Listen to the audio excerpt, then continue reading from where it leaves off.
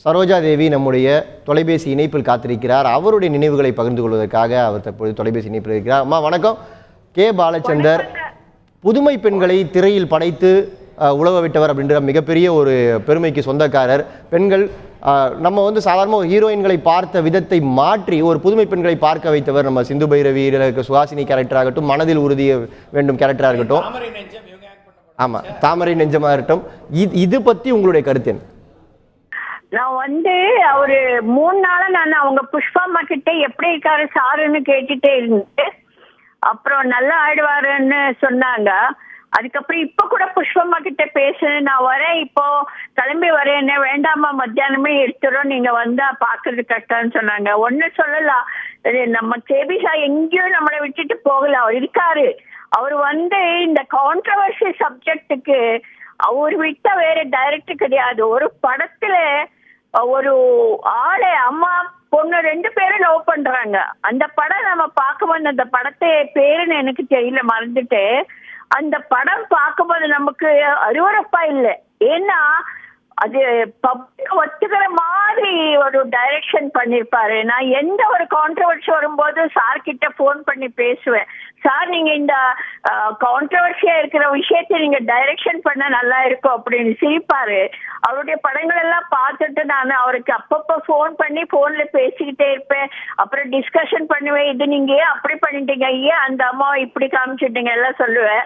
அப்படிதான் அது அப்படின்னு சொல்லுவாரு. ஆனா ஒண்ணு எனக்கு என்னன்னா, நான் ஆக்ட் பண்ண, நானும் எம்ஜிஆர் ஆக்ட் பண்ண தெய்வத்தாய் படத்துக்கு அவர் தான் டைலாக் எழுதினாரு. அது எப்பவுமே என்ன சொல்லுவாரு, நீதான் எனக்கு முதல்ல உன் படத்துக்கு தான் நான் டைலாக் எழுதினேன், எனக்கு முதல் படம் உன்னுடைய படம் தான் கேலி பண்ணுவாரு. அதுக்கப்புறம் என்னை தாமரை நெஞ்சம் படத்துல போட்டாரு. அந்த படத்துல எனக்கு A to Z நான் தான் ஃபுல் பிக்சர்ல இருக்கேன். அவரு சிவாஜிக்கு தாதே சாஹேப் பால்கே அவார்டு வந்தப்ப நாங்க எல்லாம் சிங்கப்பூர் போனோம். அப்ப நான் சார் பிடிச்சேன். நானு சார் எனக்கு மட்டும் வேற படங்கள் எல்லாம் கொடுக்காம தாமரை நெஞ்சம் மட்டும் கொடுத்தீங்களே எதுக்காக அப்படின்னு. அதுக்கு அவர் சொன்னாரு, அந்த தாமரை நெஞ்சம் 100 படத்துக்கு சமானம், மற்ற படங்கள் எல்லாம் வேற மாதிரி 4-5 ஹீரோயின் இருப்பாங்க, ஆனா நீ பண்ண படத்துல நீதான் அதுல ஃபுல்லா இருந்தே, அதனால ஃபுல்லா உன்னத கேரக்டரா இருந்தாதான் நான் போடுவேன் உன்னை. சும்மா ஏதோ ஒரு 4-5 ஹீரோயின் இருக்கிற இதுல உன்னையும் சேர்க்க மாட்டேன் நானு.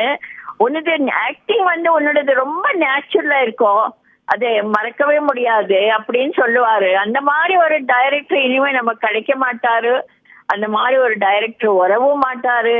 ஆனா அந்த மாதிரி அவருடைய டைலாக் என்ன ஒரு ஈஸியா இருக்கும் பேசுறதுக்கு.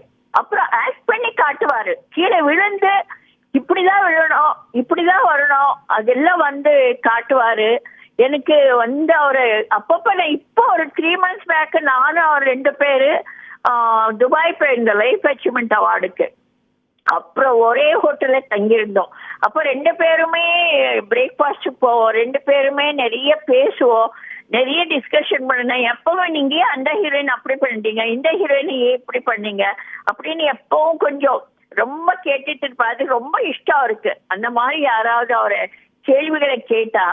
எனக்கு ஒன்னும் ஒரு மாதிரி கஷ்டமா இல்லை, என் பக்கத்துல இருக்காரு சாரு, எங்களை விட்டுட்டு எங்கேயும் அவர் போல அப்படி என்ற ஒரு மனப்பான்மை எனக்கு வருது. தவிர சாமுண்டை இதுல பெங்களூர்ல ஷூட்டிங் நடக்கும் போது அம்மா வருவாங்க, சாரோட அம்மாவும் நானும் நிறைய உட்கார்ந்து பேசுவோம்.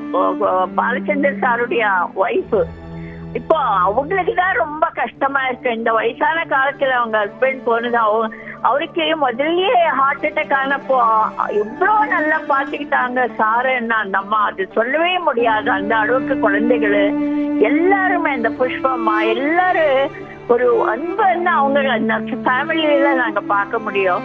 ஆனா எனக்கு என்ன ரொம்ப இதாகுதுன்னா, நான் இப்ப மெட்ராஸ்ல இல்லாம நான் ஏன்டா பெங்களூருக்கு வந்தேனோ, எத்தனை பேர் போகும்போதெல்லாம் எனக்கு ரொம்ப கஷ்டமா இருக்கு. இப்ப நான் கிளம்பி வரலான்னு பார்த்தேன். அப்புறம் அவங்க சொன்னாங்க, புஷ்பம்மா இப்ப மத்தியானம் எடுத்துடுறோம், வேண்டாமா, வந்தா கூட நீங்க பாக்குறது கஷ்டம்னு சொன்னாங்க. அது எப்படி இப்ப எங்களுக்கு ஃபீலிங் ஆகிட்டு இருக்கான்னு எனக்கு. அது அவரு ஒரு பாதி இண்டஸ்ட்ரி அவர் தான் கொண்டு வந்தாருன்னு சொல்லலாம், தாராளமா சொல்லலாம். அது எத்தனை ஹீரோகள், எத்தனை ஹீரோயின், எத்தனை வெரைட்டியான படங்கள், எத்தனை மெசேஜ் பப்ளிக் கொடுத்திருக்காரு. அந்த மாதிரி ஒரு டைரக்டர்னே கண்டிப்பா கடவுளை அந்த மாதிரி ஒரு அவருடைய ஆத்மாக்கு சாந்தி கிடைக்கணும், அவ்வளவுதான். ஆனா அவர் இண்டஸ்ட்ரி விட்டுட்டு போல, இங்கே இருக்காரு அவருன்னு நான் நினைச்சிட்டு இருக்கேன்.